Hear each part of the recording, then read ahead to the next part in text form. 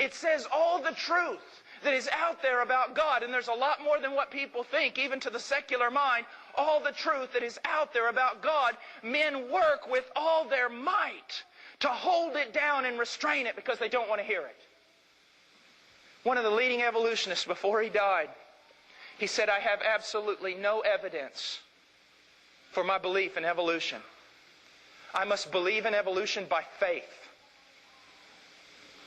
But I will do so because the only alternative is to believe in God as a creator, and I will not do that. The reason why the wrath of God is coming upon men is because that which is known about God is evident within them, for God made it evident to them. When a man tells me he is an atheist, I have to make a choice. Do I believe him? Or do I believe the Bible? Because the Bible tells me he's not an atheist. The Bible tells me that God has made himself evident to him. God made us. We have the fingerprints of God all over us. You know the one true God. So why do you run?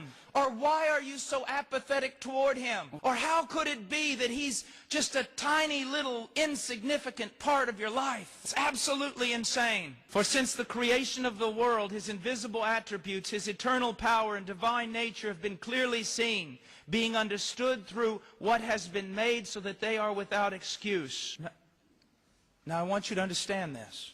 There is something inside you that is constantly screaming out that yes, there is a God and you know who he is. And God is testifying to you in your heart of his reality, but you do not hear it. And then you walk outside, and everywhere you look in nature, there is an outward testimony. It is God screaming out at you. He is saying, you know me. You know the one who made this. Come to me. Turn to me. Do not be lost. Some of you say, well, Brother Paul, I look out and I see all kinds of chaos also. I see pain and suffering and futility. There's an answer for that. Genesis chapter 3. That God made man good. And God put man in a perfect world. But man disobeyed God. And when he fell, he took the entire world with him. If you look at Genesis chapter 3, you see God's judgment upon fallen man. For the man, it says that he will work and labor in futility. Gentlemen, have you ever experienced that? Students, do you ever experience that? You're studying to get your degree, but every once in a while you get up in the morning and you just feel totally and completely hollow. Everything seems futile and useless. And you even wonder why you're alive.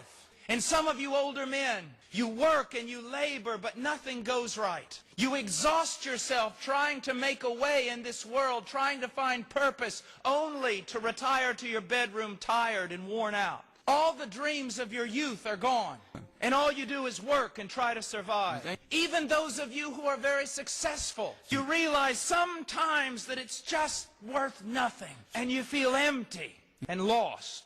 What's happening? I'm going to tell you. It's not only the judgment of God, it's the mercy of God. Every time you go to work and you experience nothing but frustration, it is God screaming out to you. You are fallen, fallen, fallen. You are broken. You are sinful. You are separated from me. You need a Savior. You need my Son. It says also that because of the sin of man, the woman would bear great pain in childbirth. And according to my wife, that is a terrible judgment.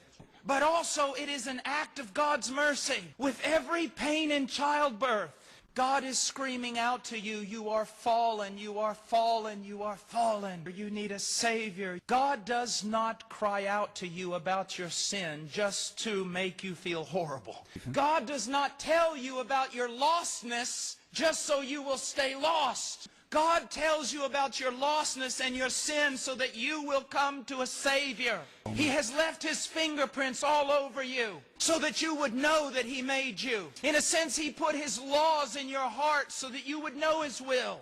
And He gives you a conscience so that every time you break His law, it screams out to you, you are sinful, you are sinful, you are sinful. He has surrounded you with the beauty of creation so that every time you look at it, you see that there is a God who is good, a God who is beautiful, a God who is willing and powerful to save.